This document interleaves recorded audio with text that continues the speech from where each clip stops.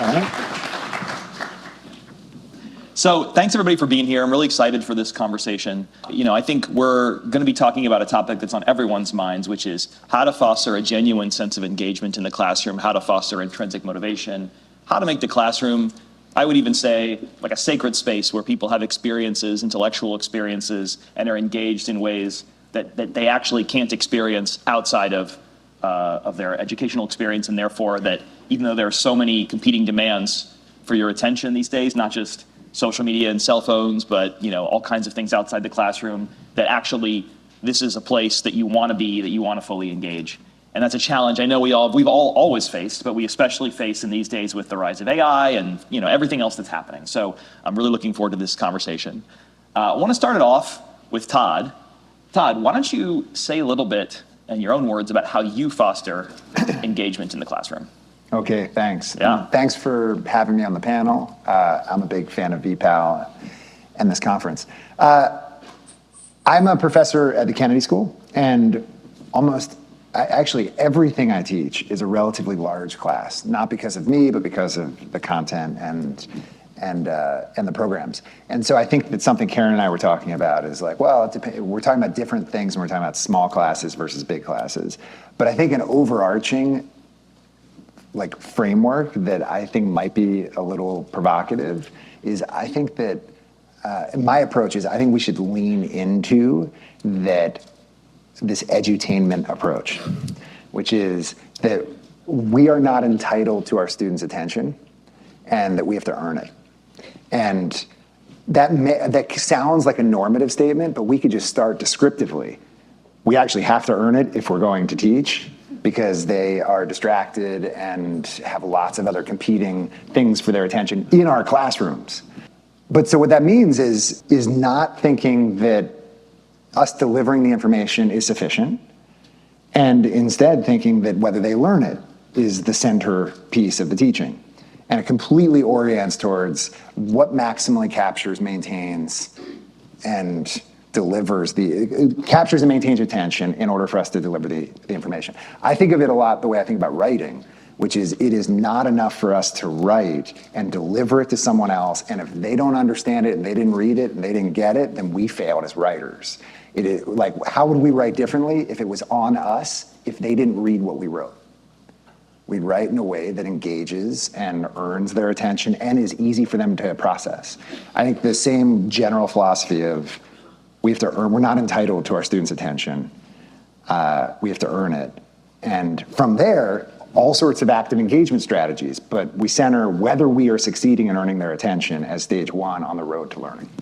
Now you can see why I called on Todd first. Jal, do you agree? Well, I want to congratulate Todd for putting out a bold stance in a conference on teaching and learning. It would be easy to talk about Dewey and growth and curiosity and imagination and play. Dewey. But starting with edutainment, just really, I don't know, I guess I would think of it, Parker Palmer has this idea of the third thing, that there's this sort of beautiful thing that is the subject, and that's the thing that you're both kind of chasing.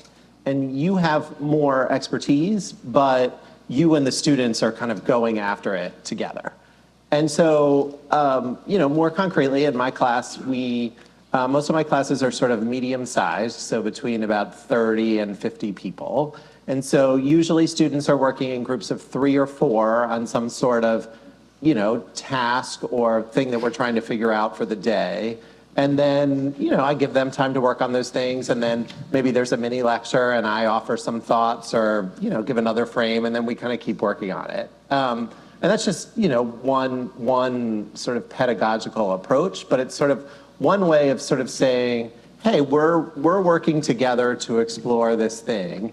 And I kind of feel like some of the things that we've been talking about, like, can you get buy-in from your students? Can you get your students' attention, et cetera, like, those seem like questions that come up if you're not already sort of in this sort of co-pursuit of this thing, if that makes sense. So if you're doing that, then those other questions become a little bit moot. I will say that I do have a screens down policy in class. One time we had a process where students sort of checked whether we were following our norms, and someone said, I said, to the norm person, like, how's it going? And she said, well, I assume that if this was a sort of more seminar style class, and she said, well, I assume if we have a norms down policy with the screens, then like people shouldn't be texting each other under the table.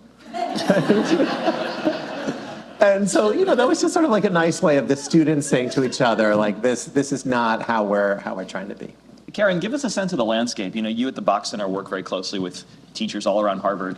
Do you find that most of them are trying to engage in what Todd would call edutainment, or sort of some of the strategies that Jal is talking about, or a mix? What's the landscape, and how are you helping people achieve their goals? Thanks for that, David, and thank you all for coming. It's a real honor to be here today. So at the Bok Center, we work with faculty from across the FAS, as well as faculty in the professional schools who are teaching in the FAS. We also work with graduate students from GSAS, but also professional school students who are serving as teaching assistants in the FAS. So we work with a broad range of constituents who are teaching a wide range of courses, from very, very small seminars to 700-person lecture courses. So it really is a true range, both in size, in style, as well as in constituency. So everything is different, of course, based on whom you're trying to reach in any particular moment. But we do have some guiding principles, which I'll just share at the outset and then offer some more details later on in our conversation today. So overall, we motivate students with productive challenges, followed by timely, productive feedback in the context of courses that incorporate their passions, their personal experiences, and their goals. Students come to Harvard, whether our college students, our GSAS students, our professional school students, very highly motivated and very accomplished. And they put their energy into activities that are challenging and that reward their investment.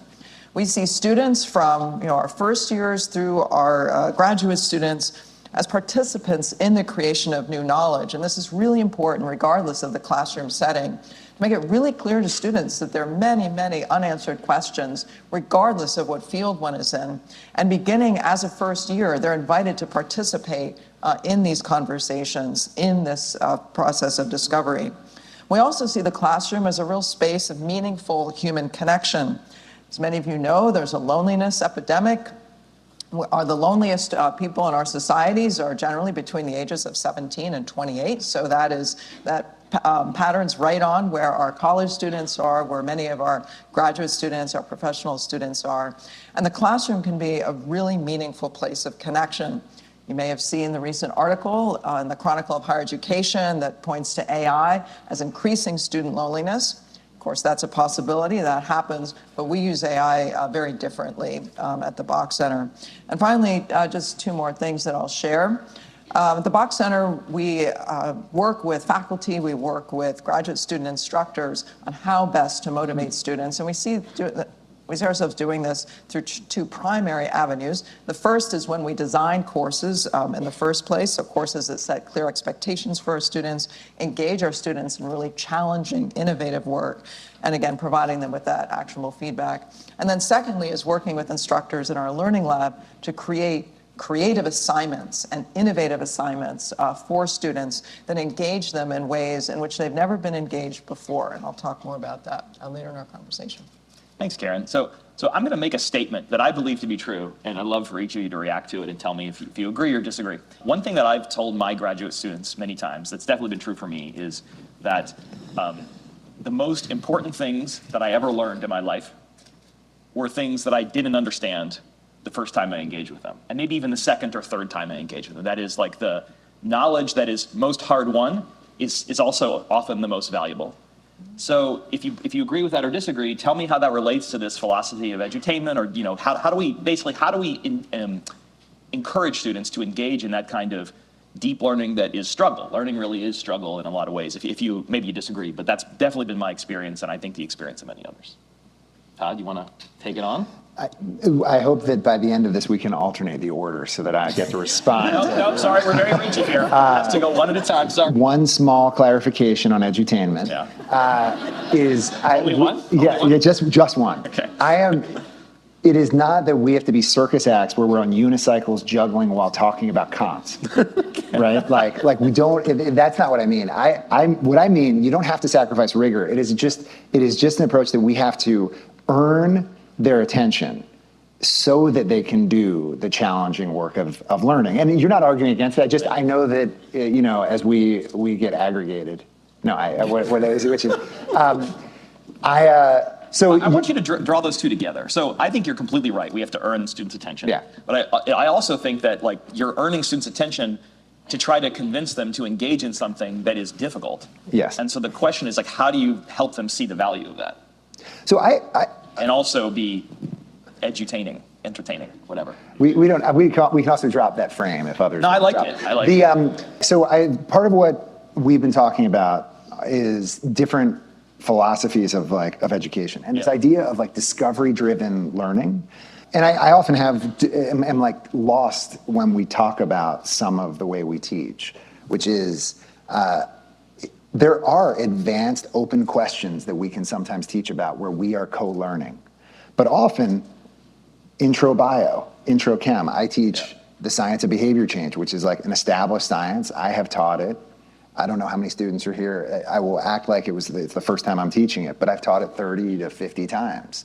And 20 to 50 times. And so the pace, and so like I know where it's going. I'm not. And it's big enough that it's almost like a parasocial relationship that I have with the students. It's not intimate 6 students and we're all learning. It's just a different educational project because it's an established set of things that I'm trying to efficiently and effectively help them wrestle with. And I think in the process they are discovering.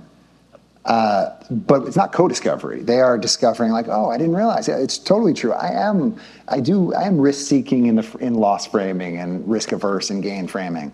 And so the challenge, and I know I'm slightly, at a 20-degree angle to your question, which we need their attention and engagement before we can do anything else. And we need to maintain it.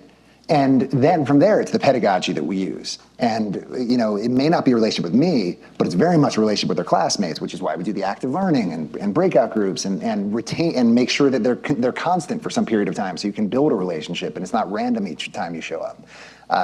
But your question is, how do we get students to wrestle for a third, fourth, fifth time with the same topic? That's downstream of, I already heard this last class. Why are we talking about it again? Texting under the table to Jal, being like, didn't we already learn this? And so it's, the attention is stage one and honestly the gatekeeper for it all. I'm going to call on Jal because he's the next one in our order. Exactly. I was trying to avoid that. So yeah, Dave, I agree. I think sort of cultivating struggle is a big part of our task.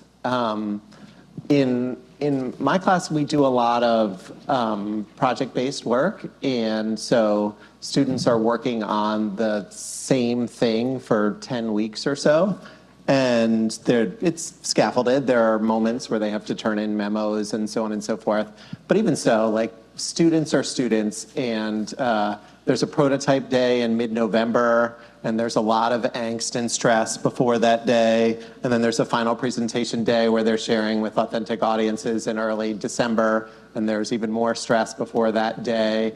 And students report that, those weeks between the last week of November and the first 2 weeks of December, which also happen to coincide with Thanksgiving and reading period, they've been in this nice space where we've all been learning together. And then when they actually need to produce it, they're mostly, on their own, working with each other, et cetera. And they have reported that those are the weeks of the year where they do the most learning. They did the prototype, they got the feedback, the real people are coming and they need to produce something good. And so there is a little bit of sort of concern. I think the only caution I would put on that is we have a lot of research going back to Lonnie Guinier's work on law school classrooms, which kind of shows that people need to feel a reasonable level of competence in order to engage in struggle.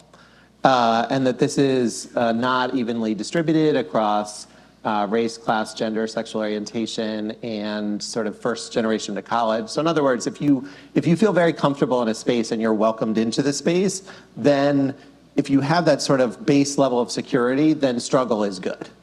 If you are struggling to get that base level of security, then struggle can be really discouraging. So we sort of need to find a ways to build people's competence and confidence kind of week to week so that when they have to do the really hard things, they're sort of ready to engage in it. Karen, what's been your approach to some of these issues in the classroom? When you've taught large classes in gen ed, you've taught small seminar classes, so how does your approach vary by the class, and where do you stand on this spectrum? Somewhere in the middle. Again, it depends tremendously on what type of class you're teaching, the audience of the class, and so on and so forth. But a few guiding principles, I think, hold true regardless. And I think just building on what Jal had said, it's building that confidence in students, building their comfort with each other. This is something we work on a lot at the Bok Center with instructors, both faculty and graduate student instructors, on how to create a classroom environment that is opening and welcoming, regardless of the topic being discussed.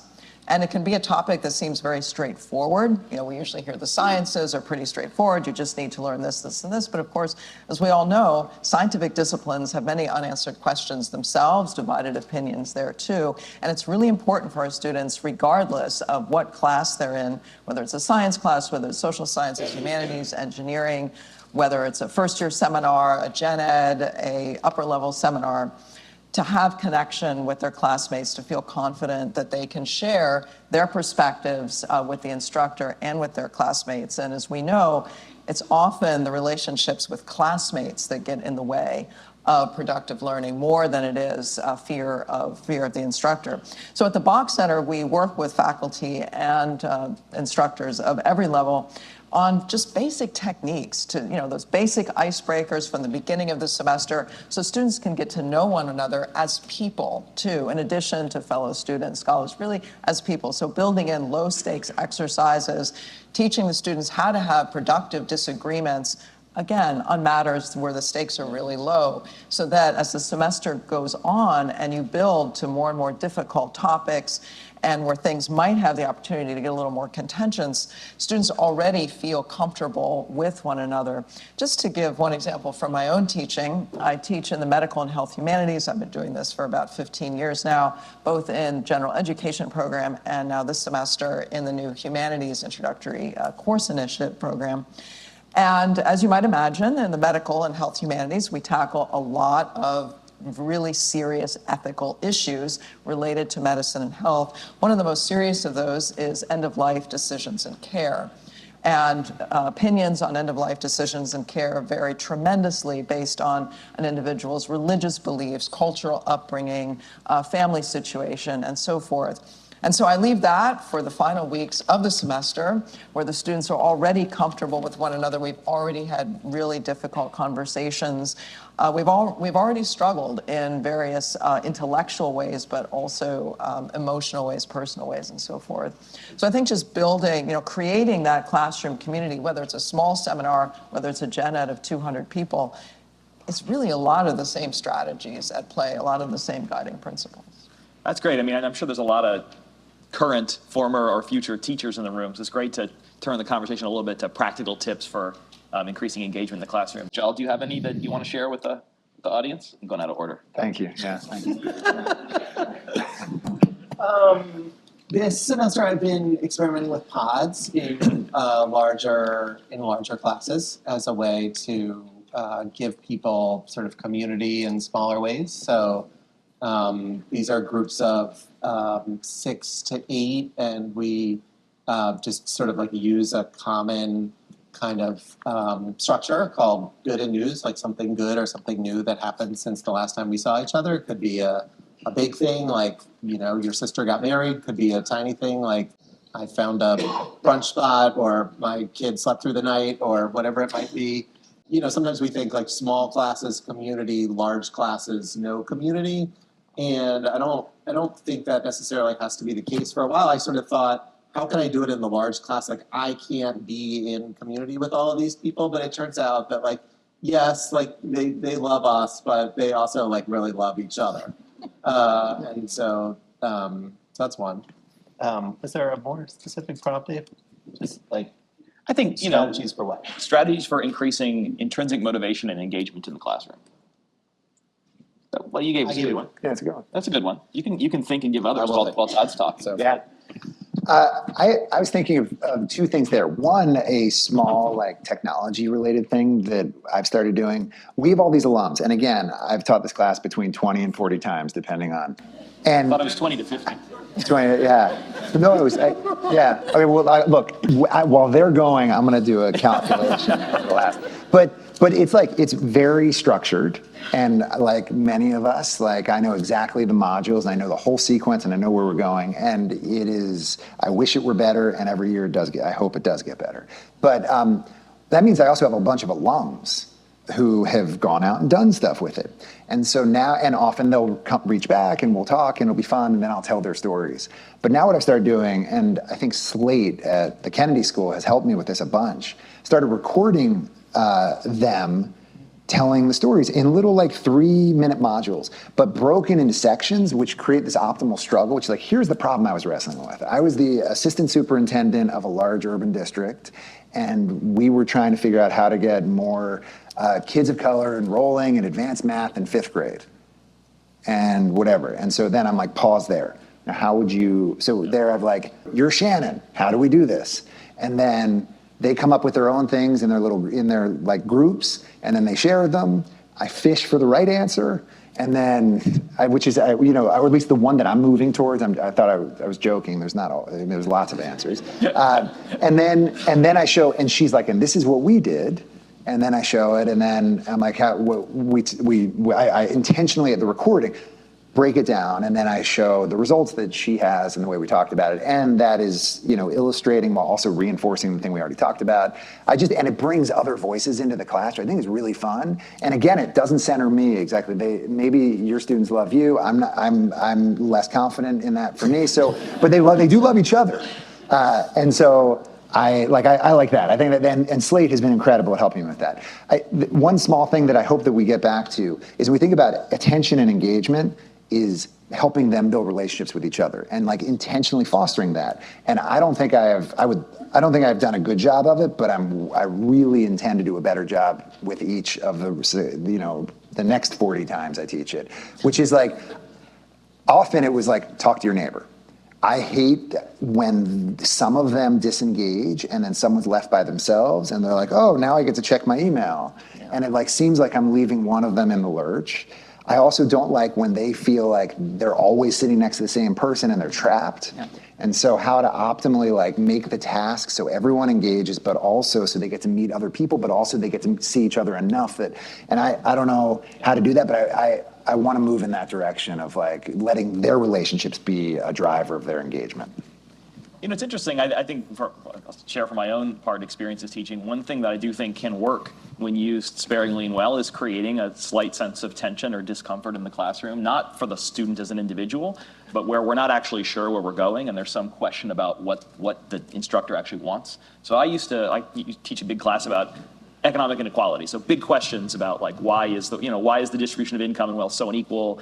What can be done about it? And so there are no answers to these questions, really. And so I would make a regular practice of asking questions to which I myself do not know the answer and don't really have a strong view. Like, just to think of one example off the top of my head, like I would say something like, do you think if we returned in the US to levels of income taxation that existed in the 1950s, we would then return to levels of post-tax income distribution that existed in the 1950s? So in other words, if we change the tax rate, would everything flow from that? I don't know the answer to that question. It's an interesting question. I don't really have a strong view on how much of a difference it would make. And so I would say that, and then people would make a point, and if people would ask a question or follow, well, what was the top tax rate then? If I didn't know the answer, I'd say, I don't actually remember that. Let me get back to you on that, and just try to model, like, let's just struggle with this. There's no, like, I'm not leading you to something.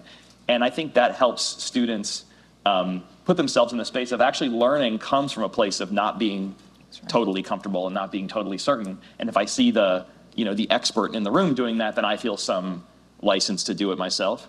Again, you have to be careful because you also don't want to put students on the spot and say to them, like, do you know the answer? No, you don't. Like, so you kind of have to, in my experience, have to show them that you're ignorant sometimes too, in order to give them permission to say things and make statements that may turn out to not be true or whatever. But to me, that's the most interesting tension here, which is like, on the one hand, we want to engage students, and part of the engage is like, okay, this is fun, I'm enjoying it. But there's also a level of tension and discomfort, like Jal, you mentioned, the part in the classroom where people felt they learned the most was when, the heat was on, the pressure was on. So I think that's the dance that we do, right? Can I pick up on one thing you said about kind of open versus kind of directed questions? I mean, I think one of the reasons I was struggling with this sort of like tips and tricks kind of question was, I think like each class is its own sort of unified whole.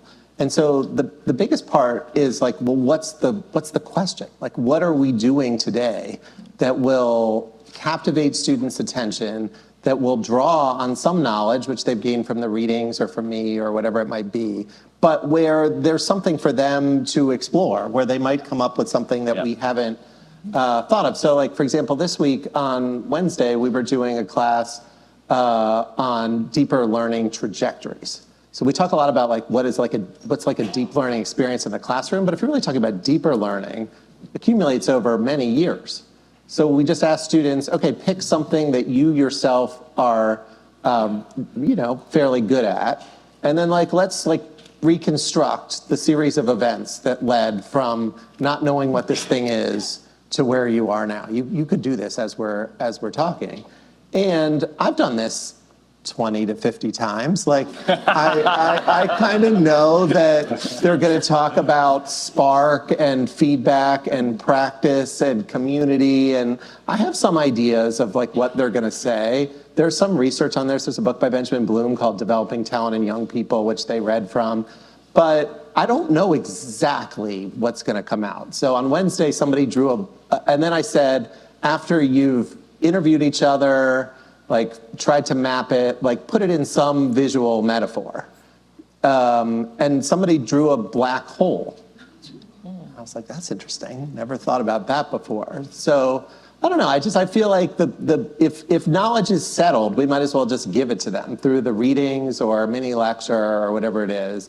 But if the interesting part is the sort of unsettled part. So I try to sort of center that in each class. Karen, what are some ththings that you've learned in your time at the Bok Center about teaching or about student engagement that was maybe new to you that you could share? Oh, much more. How many hours do we have? I've learned a tremendous amount. I've just been at the Bok Center a year now. And it's, as many of you know, it's been a year of significant transformation, culminating in the hiring of Becca Nesson as our new executive director and building, of course, Becca's building on the amazing work that Lauren Kaminsky did as our interim executive director. So I benefited tremendously from Becca, previously Lauren, and our entire staff. And again, where to even start? I think I'll just pinpoint two things here. First is how to really engage students around these very difficult conversations, how to have productive, constructive dialogue where students really do disagree with one another, but they don't take it out on one another as people. They still are very respectful of one another. And in that context, how to create these super engaged classrooms where the students can really focus on learning. And, I always thought I was doing some version of that before, but it wasn't until joining the Bok Center and learning like specific tips of how to do this and specific strategies of how to do this that I have a lot more confidence. Secondly is use of multimodal assignments, and in that realm, bringing AI into the work that we do in a super productive way, not in an isolating way, not in a diminishing way, not in a way that makes life easier for students, but actually in a way that challenges students to do even more. And it might sound a bit counterintuitive based on some uses of AI that we see our students engaging in. But if we're training our students and we're working together with our students, I think this is where the part of the faculty are new at this as well really comes to bear. If we work with our students as using AI as a way to explore previously unexplored questions or unanswerable questions, as a way to do assignments, the likes of which and the types of which they just wouldn't have been able to do before, I think that is one of the most productive things that we're doing right now. So in other words, working with the team at the Learning Lab, as well as so many faculty across the FAS and well beyond, on designing assignments for students, whether these are the culminating capstone assignments or whether they're just smaller assignments, sprinkled in as part of broader scaffolding in the course, assignments that are asking more of our students, right? Using AI as a way to ask more of our students, using multimodal techniques, so incorporating videos and podcasting and different types of creative work into their assignments. And that takes what might have seemed to students as kind of a boring essay on one more, humanities or social science or science, history of science topic, into something that requires them to have a really solid foundation in the material, theoretical grounding, factual grounding, and so on and so forth, but being able to communicate and explain that through various creative ways. And so the creative assignments actually become much more demanding than the traditional essay, which, of course, as we know now, AI can do much better than a lot of us. So let's zoom out a little bit. Let's imagine that we leave this conference today and everybody's so excited about all the great ideas they've heard. And we all implement a lot of them in the classroom. And maybe even at the level of policy at the university, we make some changes to make the classroom more engaging, to increase intrinsic motivation. What does that look like? Like in, let's say, 5 years? Like, how is classroom teaching at Harvard in the various schools different? What do you think? Where should we be going? This one I'm happy to take first. Okay. David. So it's something that I have always wrestled with and thought is kind of hilarious and strange about the way we think about learning. So if anyone here has ever seen the movie The Matrix, there's Neo, another movie where Keanu Reeves is the godlike character. He at one point plugs in to a little machine, and there's 8 seconds that pass where then when they unplug him, he says, "I know Kung Fu." Right, like you guys may remember this, and then he goes into a room, and with Morpheus, they do incredible. He learned Kung Fu in 8 seconds, and I kind of feel like that's actually the metaphor that we weirdly have for teaching and learning here. Like, someone takes my class for 10 weeks. At the end of it, we're like, "You now know Kung Fu. Go." And I think maybe we do a good job in the classroom. We have awesome assignments. Maybe even, and I hope that my direct answer to that is I hope we do a better job of leveraging the time outside the classroom and especially with relationships with each other. But I hope that there's a version where we think of the class as a launching pad and infrastructure for how they will continue to learn it and reinforce it and reiterate it and repeat it and revisit it over the coming time. And we could use technology tools, we could use relationships to do that. I worry about this all the time for exec ed.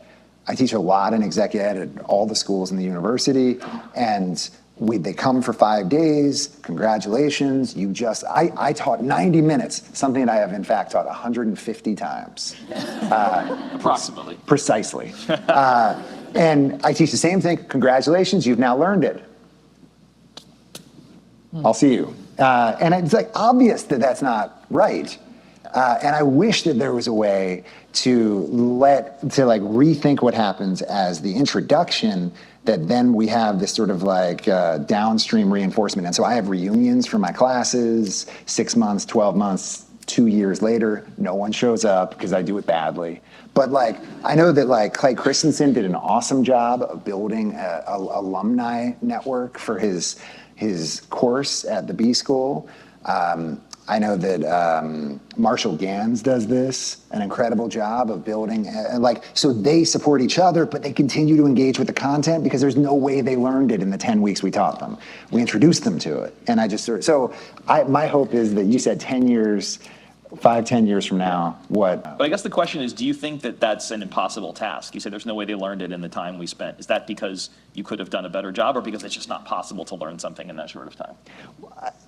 I'm open to both. I'm open to both. No, it's not a binary. Did they learn it or not? It's how deeply did they learn it, and are they going out and using it? And it doesn't have to be applied the way my material is. We all teach all sorts of things, but the way of thinking, also requires reinforcement and repetition. And I'm going to say one kind of mystical thing and then 2 concrete things. John Dewey once wrote? Yeah. The mystical thing is learning takes a long time.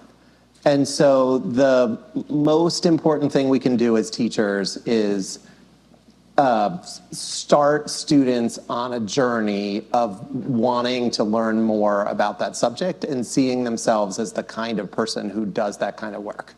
And so if we can do that, like there's a statistic out there, for example, that some really high percentage of Black graduate students in the United States went to HBCUs. Not to like Penn and Harvard and all the rest of it. And like, why is that? In part, it's because there are a lot of Black students in HBCUs. But in part, it's because it's relational. There's a lot of sort of close work between the professors and the students they do more work in labs, they do more work connected to the professors, and that makes them think that they could be graduate students. So I think that's the sort of like big goal. Like if it was a little less about covering content and a little more about kind of igniting students' passions. All right, the concrete things, since we're talking about sort of scale, I do ed policy with one of my hats. I think we should adopt a screens down policy, period. Like this is a decentralized university. It would probably need to be school by school. Can I ask Jal, can I ask him that one? Yep. I do that, but then they always get me with like, what if it's one of the whatevers where you write and it's black and white, and I'm like pretty sure that they're using that as a way to get around, and then they say it's an accommodation, and I don't know. No, for real. I'm sure you've thought about this. I don't actually tactically know how to get around that. I'm always like, well, let's talk after class. Fine. How would you do that? I'm sorry for interrupting you. I feel like it's deeply. Sorry. No, it's a great question. I mean, as you can tell, I mostly believe in kind of bottom up. If people believe in the purpose of the class, then they'll be more focused and that sort of thing. So like, there's that whole piece. But like, so I guess the answer is that's a sort of complicated tactical question that we need to sort of like work out place by place. But I think we're just like, it just pains my heart when I go into a classroom and you stand in the back and you see a lot of students on email or shopping or whatever it is. Like, that's just like not setting the conditions for learning. So I wouldn't allow that. And while normally I'm like, well, every professor should make a decision, it's autonomous, et cetera, like, let's just change the defaults. Like, you can apply for a waiver if you like really think in your class it would work. Or maybe you just talk to your department chair or something. Like, but let's like change the default. So that's one concrete. And then the other is, I mean, I've been at Harvard since I was 18. And so I was in the college, I taught TF'd in graduate school, I was at the Kennedy School, I was in the sociology department, now I'm here. For the most part, I felt like all the small classes, like, we don't need to mess with them too much. Like, if you've got like 12 people sitting around a table, the professor's excited about the material, they sat in seminars when they were in graduate school, they're teaching seminars now. Like, I'm sure they could be better, but like, on the whole, those were pretty good experiences. But the problem is in the sort of large survey lecture classes. And so not every teacher, this is a structural problem more than an individual problem. There are a lot of wonderful teachers across our university, but I think we should set some like active learning goals for those classes. Like some percentage of time, 30%, 40%, 50%, like should be spent in active learning. And I think we should work with people individually to think about like in the context of your goals, your content, et cetera, like how would you do that? Would you flip and give the lectures ahead? Would you this? Would you that? But I think like that's the like space which needs like some sort of like more coordinated push, which then could get coupled with a lot of emergent, like how would we actually do this for each class and each topic and each subject? Yeah, so very quickly, I agree with the screens down policy. It's actually very easy to implement.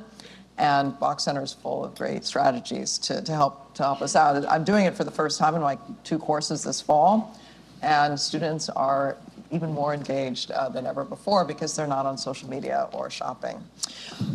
Secondly, active learning, couldn't agree more with Jal. You can do active learning regardless of the size of the course. We work with courses of all sizes at the Bok Center on active learning techniques. So really happy to talk with folks about that in more detail afterwards.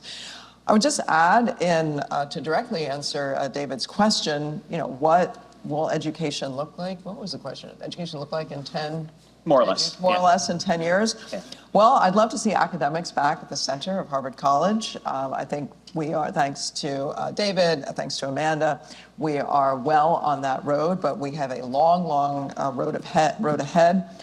A large part of that, of course, means creating courses in which students are really engaged, where that's their passion, where they feel that this is where I'm getting my greatest challenge, this is where the return on investment is highest. If I pour my energies into this course, I will get something really, really meaningful out of it, both in terms of grades, like meaningful grades, as well as in passion for learning this particular topic, as Jal said, launching people into a journey of discovery, even in a topic that might be very, very different from what they end up focusing their professional career on. They still will have that knowledge, that foundation, and that curiosity to continue to explore. So I'd love to see all our classes take our students who already come in exceptionally motivated, exceptionally hardworking, exceptionally ambitious, and have our courses tap into that and feed on that and reward students for taking what they bring to the college, what they bring to the graduate school, the professional schools, and taking them further on that journey rather than as being a distraction from what they see right now as most meaningful. And finally, I'll just say, the most meaningful courses in my career were not necessarily the courses that had all the cool strategies, all the courses that were, taught according to the most advanced pedagogical practices. There were courses where the professor really cared, where we got small group discussions, whether with the professor or among small groups of students, and where years later, I still think of those courses, even though really they have nothing to do with my day-to-day work or my academic fields, just because I was ignited in that journey of discovery and curiosity. So that's what I would like to see, and I guess turn back to David for Q&A. Let's take some questions. Well, I just want to quickly, before we do that, can you raise your hands if you think we ought to have a screens down policy? I'm just curious what people think in the room. Okay, interesting. Can All right, we good. go opposition? Because some people may be non-religious. Okay, if you disagree, we should not have a screens down policy. Okay. Oh, okay. All right, or we should have wait. We should have a policy that screens have to be down. That's what, you know what I mean. Okay, all right, questions? Yes. Yeah, can you introduce yourself? So, I'm Ned Hall. I'm a professor in the philosophy department. You didn't mention grade inflation at all, which I thought was a little weird. So here's a thought experiment. Suppose we give up on it. We sort of declare defeat and decide going forward, David leads the charge, that every college student automatically gets an A for every course they enroll in. Does that help, hinder, or is it neutral with respect to our efforts to increase intrinsic motivation? Anybody want to take that? I'll take that. Actually, Ned, I did mention grade inflation, not in those words, but saying meaningful grades. Yeah, and to be fair, the topic is not grade inflation. The topic is intrinsic motivation in the classroom. But I take your point. We could have talked about it. We could have talked about it as a way to get into that. But anyway, go ahead. Yeah. Yeah, I was just going to say, actually, I think grades are a great motivator, or can be a great motivator. They certainly were a great motivator through decades, if not, well, I don't want to go back centuries, but anyway, decades of education. But they have to be a motivator in the right way. And I think that's something that we've kind of lost sight of here in the college and in the graduate school. And I would be in complete favor of actually redistributing grades reflecting the work a student has actually done in the course. I think actually that's a key part of motivating students. You can't motivate students if they know they're just going to get an A for signing up for a class. Very quickly, considering your hypothetical that we suspend basically grades at all, I think it's interesting how much learning happens co-curricularly. That is ungraded learning. I think that it captures a lot of the intrinsic motivation that students do have. And I think it's kind of like, I would love if people have examples. We were talking about this a little bit in the prep for this, that it would be cool to document the actual learning objectives that people have in the co-curriculars they engage with. At the Kennedy School, we have all these incredible student-led programs that seem to be curricular. We have speakers, they have homework, they produce things, and they're completely ungraded and they're completely self-driven. And not every student's engaged, but those who are seem to have learning goals. So I don't know what would happen if we got rid of grades, but I think we have some green shoots of what intrinsic motivation student-directed looks like. I like the co-curricular example. In our research on high schools, we made a big point about the periphery and the core, that students were more engaged and taking more control of their learning in extracurriculars, electives, clubs, spaces where they were given significant responsibilities to lead things. So to some degree, like one of you brought up Marshall Gantz's class, like if you're developing an organizing project, like on day one, you have to go on the square and organize something. And then over the course of the semester, you have to organize something for real. So that's basically like taking almost like a co-curricular model and bringing it into the classroom and giving it the benefit of Marshall's expertise and all the stuff that's been learned about organizing, which you probably wouldn't get in the co-curricular space. So on grades specifically, I don't know. I think more in a sort of mastery-based way. Like if our goal is to help students reach a certain standard and there are opportunities for revision and support and so forth, if you do it well, more students should do well. It's like not that hard to like produce a curve, just like give a hard test and don't do much to prepare people for it, you know? Whereas the goal is to work with people to try to like get them to a reasonable standard. You know, I don't know the answer to the hypothetical. The counterfactual seems complicated to me, Ned, because like a lot of things would change. So I don't know how it nets out. I think I'll just say that there's at least two purposes for grades that are sometimes in tension. One is an assessment of a student's level of mastery, but another one is a motivator to do the work. I think those things are sometimes in tension. You know, the truth is, I don't want to speak for other faculty, but like I don't like giving grades is not enjoyable. It's something you feel you have to do in order to get students to come do the work and to be prepared. And then also it is an honest assessment of where people stand at the end of the. But like you'd love to be able to unwind some of that. But if you gave everybody A's and you announced in advance, like it would be harder to accomplish some of your other learning goals. And so I don't really know the answer. I do think it's possible to separate the idea of the panel, intrinsic motivation, from just grading. I think these are distinct issues. Not that you said they weren't, but just to be clear. All right, next question. David Doctorman, I'm on the faculty here at the HGSE. And my title is lecturer, which seems not quite aligned with the kind of Lecturer environment. So I'm in 5 years, assuming we have titles anymore, what might the title be for people like me? What would you like it to be? Learner? Doc teaches wonderful classes and should just as easily be sitting here. I don't know, coach. You have more expertise, but you're trying to, guide people towards something. Hi, I'm Joanna. I'm at DCE. I have a question about screen policy and actually a follow-up with when you learn by just being in a relationship with your fellow students. So first is I actually agree with the no screen policy, which is really funny because my coworker has a question about it too, but we actually have different views on it. But when you're teaching online, right, you can't really not have a screen policy. No. And there's a lot of distraction. Even if they're like, I'm going to be in this thing, they're going to have pop-up notifications. You're at home, like even if you're not talking on screen, your kid's yelling in the background. Kind of how do you capture attention when you really can't remove that barrier or that obstacle? And second is, the thing that you learn sometimes is not the subject matter, right? Which is like the meaningful thing you carry after is the relationship or just that moment of camaraderie about learning about a subject. How do you do that not in person? I teach online a lot, and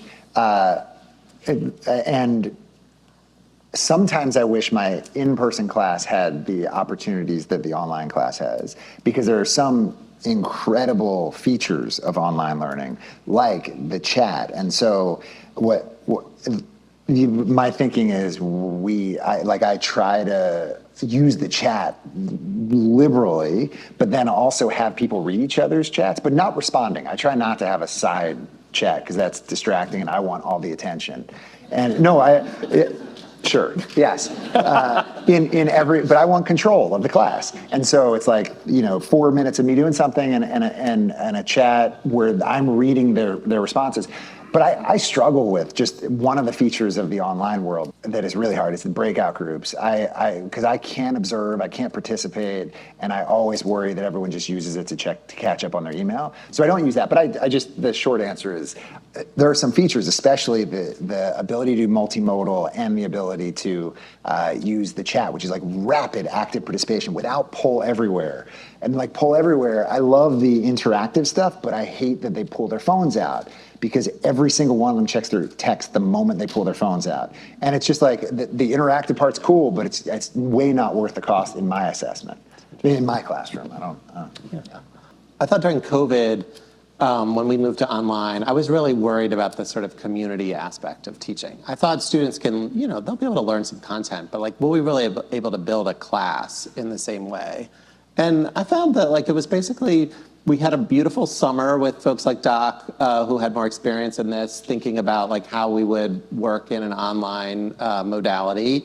And it was the same thing, task, breakout rooms, work on a prompt or a problem, share. They had study groups, like not for class, and they said during the COVID year, like, we studied, but we also discussed our this was like not in class. We studied, but we also discussed our lives, and we drank wine, and it was like the best part of our COVID year. Like we got together with our, our friends, and we talked about these things. So I should be really clear on the screens down thing. I think that like 85 to 90% is designing the task, organizing active learning, creating feedback loops, like building a whole structure that will draw people's interest. And the screens down is just like, let's not like distract them while we're doing that. It's not like by closing the screens, you're gonna accomplish things if you don't change the other things. It's just like, why are we making it harder on everybody? So unfortunately, we are out of time, but I want to thank Karen, Todd, and Jal for a wonderful conversation. All of you for